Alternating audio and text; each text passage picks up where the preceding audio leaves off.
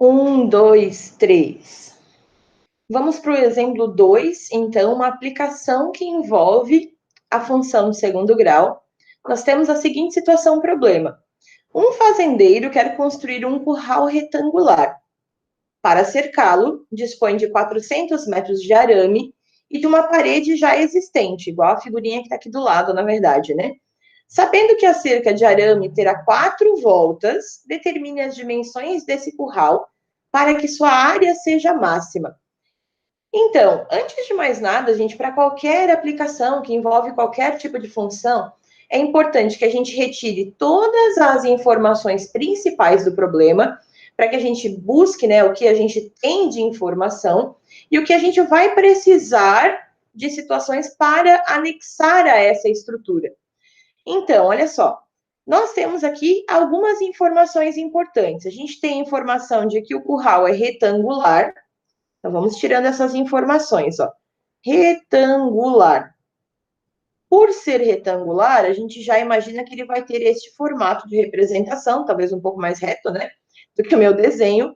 E qualquer retângulo, qual é a característica de um retângulo dentro da geometria? Uma figura que tem dois lados paralelos de mesmo tamanho, mas que os dois lados consecutivos sejam de tamanhos distintos. Então, eu posso dizer, por exemplo, que aqui mede x e aqui mede y. Da mesma forma, aqui também seria x e aqui y também. Então, eu tenho um retângulo, certo? Aí, o que mais a gente tem de informação? Tem um total de 400 metros de arame. Vou colocar uma tabelinha aqui. Arame. Então, a gente tem de arame 400 metros. E uma parede já existente. Então, nesse meu desenho, supostamente, um pedacinho já não vai precisar de arame. O que mais a gente tem?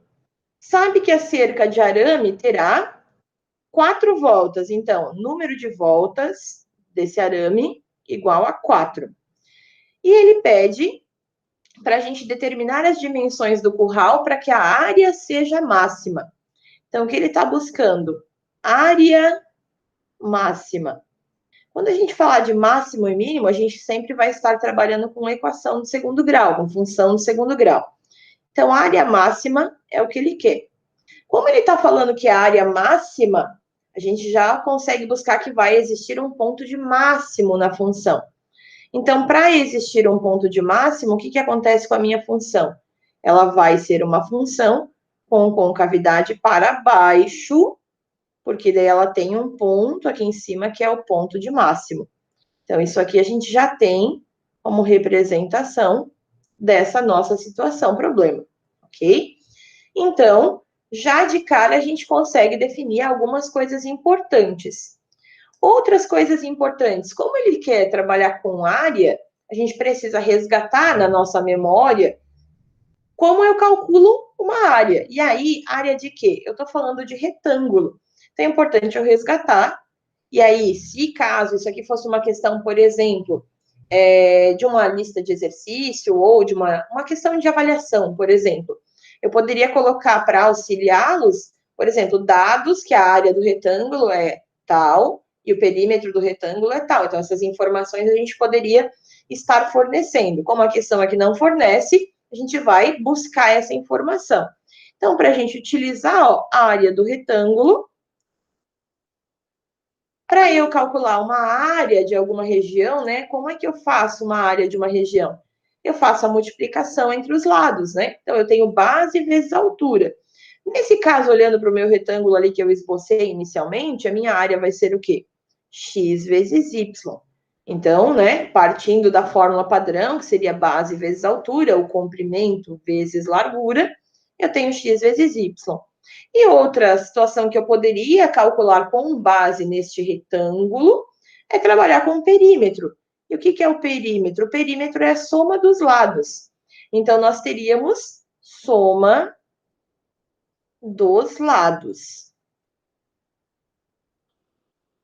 Só que aí, aqui a gente precisa, antes de compor a fórmula do perímetro, lembrar que a questão nos apresentou que uma parede já existe para esse curral. Então, eu não vou ter todas as paredes. Se a gente olhar aqui no nosso desenho, o que vai acontecer? Uma parede, ó, eu já tenho ela construída, então esse Y ali meio que vai cair fora. Então, a gente já vai ter essa parte construída e a gente precisa só de outras 3 partes. Então, para a construção do perímetro desta situação, a soma dos meus lados se resume a x mais y mais x. E ainda como eu tenho 2x, eu consigo agrupar isso, que o perímetro desta situação problema, x mais x, 2x mais y. Então, a gente tem essa composição. E aí eu já tenho a área, que eu vou poder usar em algum momento, e o perímetro, que eu também vou poder usar em algum momento. Então, tirei todas as informações importantes para a construção da questão no todo. E agora a gente precisa o quê?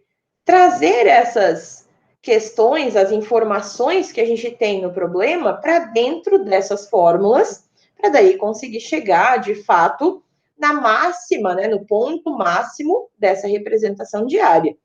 E aí eu vou reestabelecer toda uma organização com base no que a gente tem como informação inicial. Ele me diz que eu tenho 400 metros de arame para dar 4 voltas no curral, nas 3 paredes que eu preciso construir. Só que como eu tenho 400 metros de arame para 4 voltas e cada pedaço vai ser igual, porque eu não vou poder fazer o arame menor na parte de baixo e maior na parte de cima. Supõe-se que elas vão ser iguais. Então, a gente pode afirmar que a gente vai ter arame 400 metros dividido para 4 voltas. Então, me resta 100 metros de arame para dar uma volta nessas 3 paredes da minha região do curral. Então, eu posso reorganizar essa ideia aqui para eu somar x mais y mais x, então eu vou ter agora quanto? 100 metros de arame. E aí, quando eu somo as 3 áreas, nas 3 partezinhas, as 3 laterais, o que eu estou calculando indiretamente? Perímetro. Então, como eu estou calculando perímetro, isso me faz afirmar que este pezinho aqui, ele vale quanto? Ele vale 100 metros de arame. Então, é por aí que a gente vai começar a substituição. Então, eu posso dizer que P igual a 2x mais y vai ter a informação de que o P vale 100. Se o P vale 100, eu venho aqui na equação e substituo. Então, eu vou ter 100 igual a 2x mais y. E aí eu já tenho a informação que o problema me dava dentro dessa proposta. Qual era a outra fórmula que eu tinha para poder utilizar nessa construção toda? Nós tínhamos que a área é x vezes y, que a gente calculou ali para o levantamento das áreas, das fórmulas que nós poderíamos usar.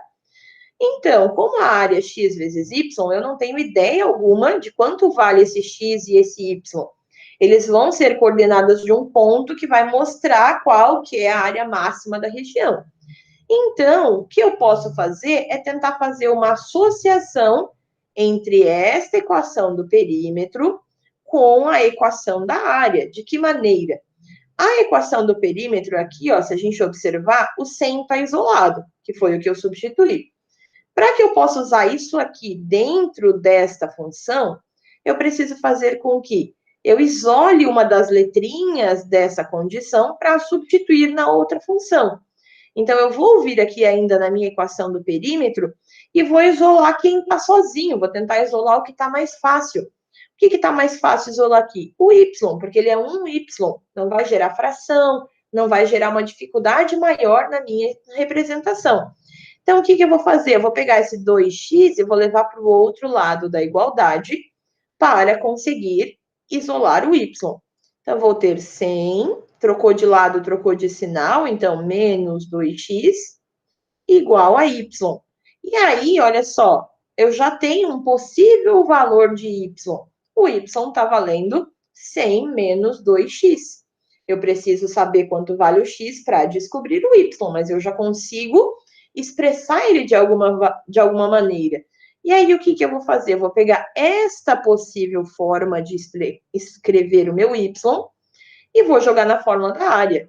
Então, vou ter área igual x vezes o y. Só que aí quem eu vou usar?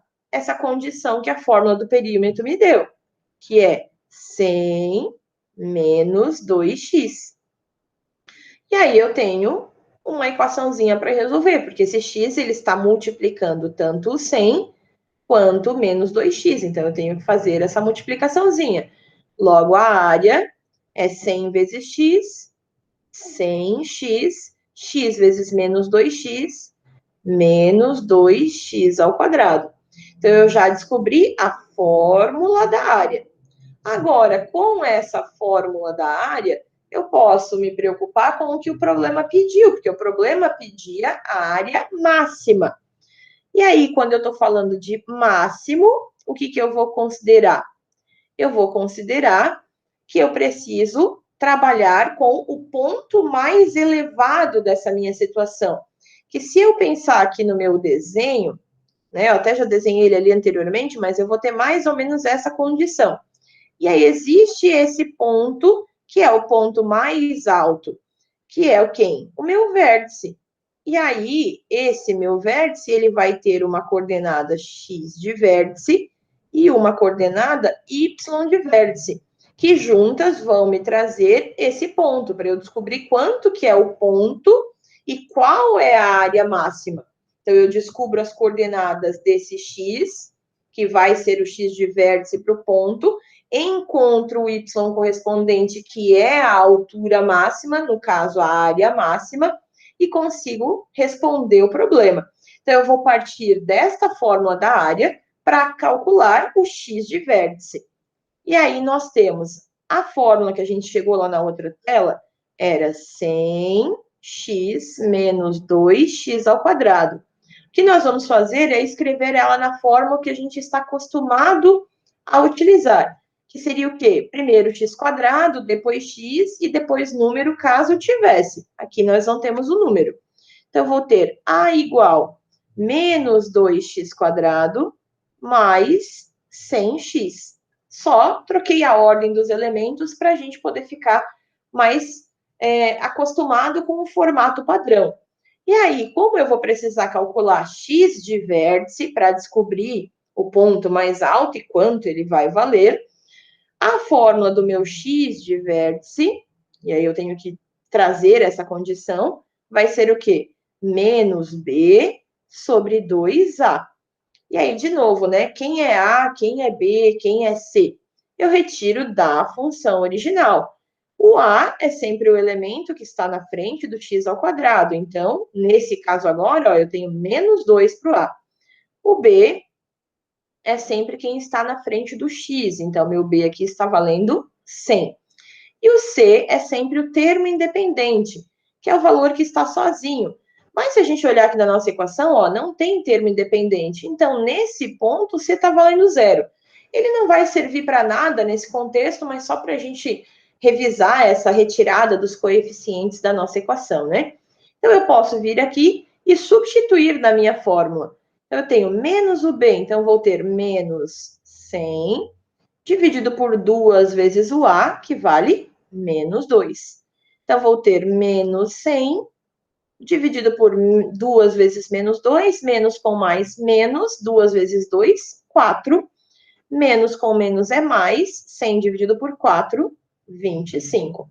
Então, a gente está encontrando que o x da minha representação, tenho aqui a minha curvinha, meu ponto do vértice, e esse x aqui, ele está valendo 25, certo? Então, nós temos esse valor de x. O que a gente precisa ainda para responder a questão? A gente precisa da área máxima. Então, a gente precisa da condição de área máxima. Então, eu preciso continuar essa representação. Ou eu calculo o y do vértice, que vai me dar essa altura máxima, que é a área máxima, ou eu posso simplesmente encontrar o valor do y e substituir na fórmula da área para encontrar essa área máxima total. Então, a gente pode, com essa condição já encontrado x, retornar lá na fórmula onde a gente isolou o y, que era essa fórmulazinha aqui do perímetro. Se eu já tenho x, eu já consigo achar o y correspondente. Então, eu vou substituir nesta fórmula, que era 100 menos 2x igual a y, o meu valor do x que eu acabei de encontrar, que é o meu x ideal. Então, 100 menos 2 vezes 25 igual a y. Eu vou ter 100 menos 50 igual a y. Então, 100 menos 50, meu y vai estar valendo 50. Só que a questão em si, ela não quer o x e o y, ela quer a área máxima. Então, a área máxima vai ser calculada exatamente com esse x máximo que eu representei. Então, quanto ele vai alcançar de área, né? Quanto vai ser? A função da área padrão é x vezes y. Então, a área, agora que eu sei que o meu x vale 25, vezes o meu y, que vale 50, então, a minha área vai ser o quê? 1.250 metros quadrados, porque a área é metros vezes metros, então vira metros ao quadrado. E aí, aqui, eu tenho a resposta para a minha questão. Qual é a área máxima para a composição do tal do meu curral? A grosso modo, isso vem dizer o que para a gente, né? Que a gente vai precisar construir um curral de 25 por 50, lá naquele nosso desenho original, que seria de 25 por 50, para ter a capacidade maior possível aqui de espaço para a utilização desse curral, com base em utilizar tudo que a gente tinha de arame, que eram 100 metros para cada volta. E aí sim, finalizamos a questão, então, com a área máxima sendo 1.250 metros quadrados. Até o próximo vídeo.